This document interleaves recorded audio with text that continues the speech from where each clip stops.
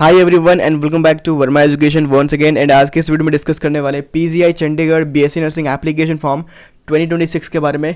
तो फॉर्म जो है ना बहुत जल्द रिलीज़ होने वाला है, और अगर आप प्रिपरेशन कर रहे हो तो मेक श्योर अभी से जो है ना आप जो है ना एक तरीके से कह सकते हैं रेडी हो जाओ फॉर द एग्जामिनेशन, क्योंकि एग्जामिनेशन बहुत ज़्यादा जल्दी होने वाला है। तो इस वीडियो में उसी के बारे में डिस्कस करने वाले हैं दैट की एग्जामिनेशन डेट कब रहने वाले हैं, उसके अलावा एलिजिबिलिटी के बारे में, स्टाइपेंड के बारे में, स्कोप के बारे में।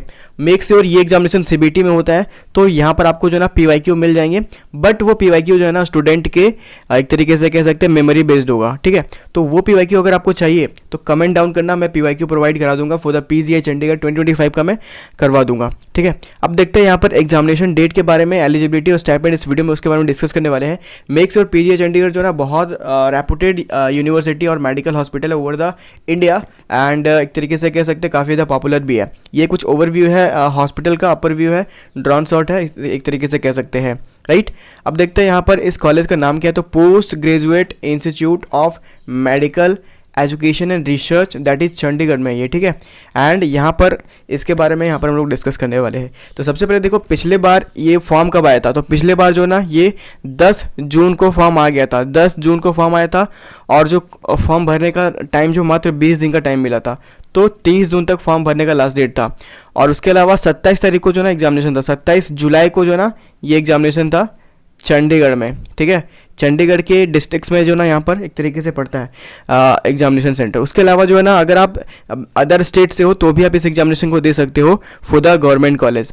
ठीक है, तो चलो यहाँ पर हम लोगों ने देख लिया। अब देखते हैं सबसे पहले यहाँ पर एप्लीकेशन फ़ी के बारे में। इस फॉर्म को भरने के लिए एप्लीकेशन फ़ी कितना लगेगा। ठीक है, तो SC/ST कैंडिडेट को जो ना इस फॉर्म को भरने के लिए 1200 रुपये लगते हैं, और अदर कैटेगरी के लिए 1500 रुपये जो है ना आपको लगने वाले हैं। मतलब कि आप जनरल कैटेगरी हो, OBC कैटेगरी हो, EWS हो, आपको 1500 रुपये लगेगा।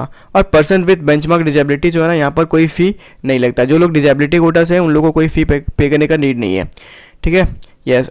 अब देखते हैं यहाँ पर हम लोग मोड ऑफ पेमेंट क्या होता है। तो मोड ऑफ पेमेंट जो है ना आप net banking, credit card, debit card से कर सकते हो पेमेंट। तो UPI जो है ना एक तरीके से होता तो है बट नहीं करना, बिकॉज यहाँ पर जो बोला जा रहा है दैट की वो लोग खुद बोले दैट की पेमेंट कट जाता है लेकिन फॉर्म एक्सेप्ट नहीं होता है।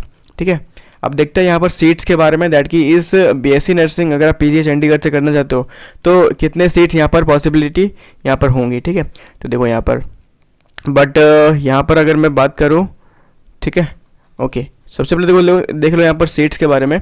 तो BSc नर्सिंग एक 4 ईयर का प्रोग्राम है जो कि ओनली फीमेल कैंडिडेट्स यहाँ पर भर सकते हैं। ठीक है, जो लड़कियाँ हैं बस वही भर सकती है। लेकिन अगर पोस्ट बेसिक की बात करें तो लड़का और लड़कियाँ दोनों भर सकते हैं। BSc नर्सिंग की 4 ईयर के कोर्स में कितने सीट्स हैं? 47 सीट्स है जनरल कैटेगरी के लिए, SC के लिए 14 सीट्स है, SC के लिए 7 सीट्स है, और OBC के लिए 25 सीट्स है, और डिजेबिलिटी कैंडिडेट्स के लिए 5 सीट्स हैं, और टोटल जो है ना 93 सीट्स जो ना पीजीआई चंडीगढ़ में होते हैं। ठीक है, ये टोटल यहाँ पर एक तरीके से रह सकते हैं। पोस्ट बेसिक की बात करें तो पोस्ट बेसिक में पीजीआई वालों के लिए यहाँ पर जो ना टोटल 15 सीट रिजर्व्ड है। मतलब कि जो पीजीआई के नर्सिंग स्टाफ है या फिर डॉक्टर है या फिर कुछ भी एम्प्लॉय वहाँ पर है तो उन लोगों के लिए 15 सीट रिजर्व्ड रहता है। 22 सीट है पोस्ट बेसिक वालों के लिए फॉर द जनरल कैटेगरी। अब देखते हैं यहाँ पर हमारा जो है ना एक तरीके से एलिजिबिलिटी देख लेते हैं। अगर आप BSc नर्सिंग कोर्स करना चाहते हो पीजीआई से तो सभी को पता है ये 4 ईयर का कोर्स है, और 10+2 विथ फिजिक्स, केमिस्ट्री, बायोलॉजी जो है ना आपका यहाँ पर रहना चाहिए। 45% मार्क्स आपका 12 में रहना चाहिए। SC/ST के लिए 40% मार्क्स और OBC के लिए 40% मार्क्स यहाँ पर रखा गया है।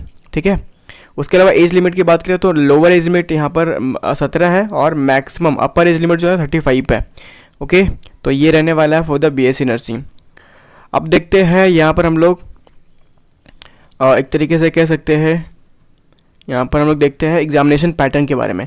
तो सबसे पहले तो एग्जामिनेशन जो है ना वो कंप्यूटर बेस्ड टेस्ट होगा। जिस तरीके से एम्स BSc नर्सिंग होता है ना, सिमिलरली ये एग्जामिनेशन एक तरीके से CBT बेस्ड में होगा, और CBT examination cell conducted through CBT, मतलब कि CBT के बेसिस पे होगा। और ये 27 तारीख को पिछले बार हुआ था, तो इस बार ही देखो डेट क्या आता है। सिमिलरली आगे पीछे थोड़ा बहुत हो सकता है। टाइम क्या रहने वाला इस एग्जामिनेशन का, तो आपको जो है ना 1 घंटा और मतलब कि 1.5 आवर, मतलब कि 90 मिनट का टाइम मिलेगा।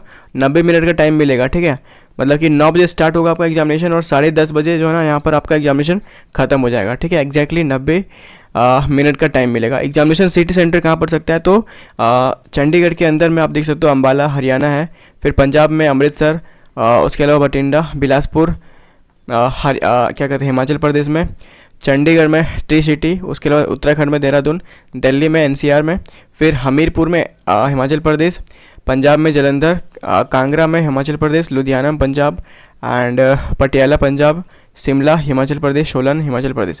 तो इतने सारे एग्जामिनेशन सेंटर जो ना एक तरीके से रखे गए हैं, और इतने एग्जामिनेशन सेंटर में आप जो भी आपके नज़दीक हो वो आप वहाँ पर जाके आप अटेम्प्ट कर सकते हो।